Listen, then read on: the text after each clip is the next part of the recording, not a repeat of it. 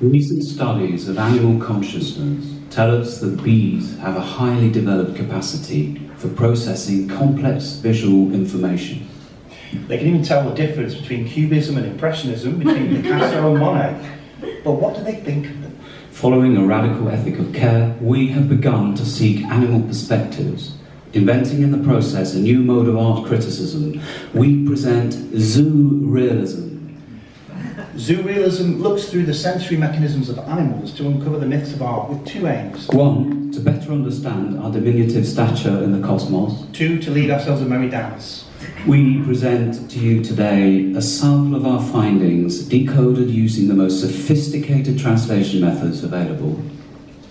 Our first experiments involved the use of a painting by Leonora Carrington, and then we saw The Daughter of the Minotaur, to create a range of non-human responses to a single image.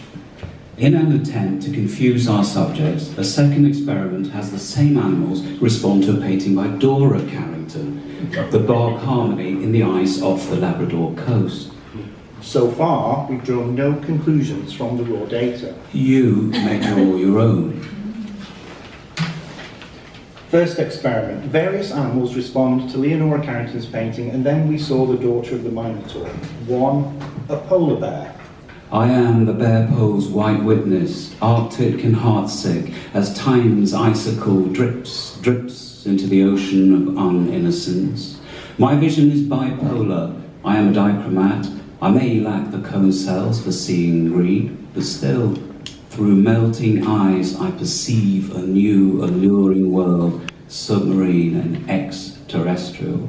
Under celestial vaults, between weed-entwined colonnades, I see a white bull and boy sorcerers, melancholy dog gods and boulder shapes, and 2 archangelic crystalline seals.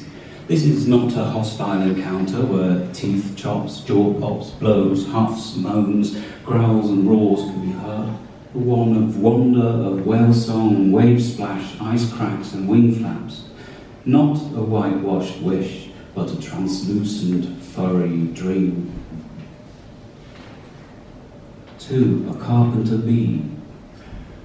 I flew across space, drawn by the flower, my cargo of might restless at the prospect of a new meal. This is no flower, they complained, before I even had a chance to knock my head against the illusion of a white lily, which turned out to have eyes, mouth, pink crenellated trousers and a pale plaster hand. Now the mites dine on me instead, a fair exchange, they say, for their time. Though I'm unsure, even as I drill into the rotten wood holding this image together. At least there's a home in it for the summer or more. If we can get past the image burnt into my 5 eyes of a bull woman perched on a chair trying to swat me with her snaky new-formed tail. 3, a praying mantis. They gave me the Greek name Mantadea because they thought I was some kind of prophet, that I could look into the future, past time itself. But that distinction should belong to Leonora herself. Only the fovea of her imagination can produce the high resolution necessary to illumine the beyond. Those compound eyes peering, pouring, the incision of that stereo vision, dissecting the secrets of the subconscious and the supernal, where mythic and hermaphroditic creatures metamorphose into a fluid compound, allowing the open eye to wiggle through a portal, witnessing the coming of a new queen and her entourage. But I love her sculpture. I want to be an insect. Sometimes my heavy brain drags me to sleep and I float vertically suspended, an iron filing drawn to the abyss. Here in the swimming pool, no such look, with the spotlights and the men chattering as I blowhole them with lanky krill gunk. Nothing but white tiles until this tiny square of colour at the pool's cul-de-sac. I park sideways and stare into its porthole of life and see perhaps a tiny friendship circle for me, something to make me feel at home, except only the eyes are right. I sing my friendship song, vibrating the tiles, and wonder if they, like me, are attracted to the sleep of death. They do not answer, and I wait here, dreaming of the dark. Under my eyelids, they are waving like anemones. 5, an axolotl.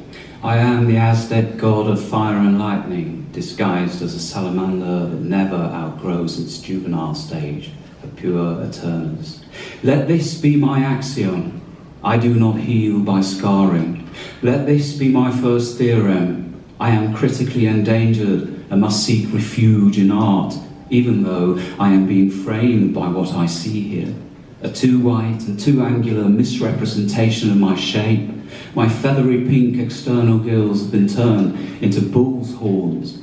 Leonora, are you capable of restoring alien organs to full functionality? I rip out the dogs and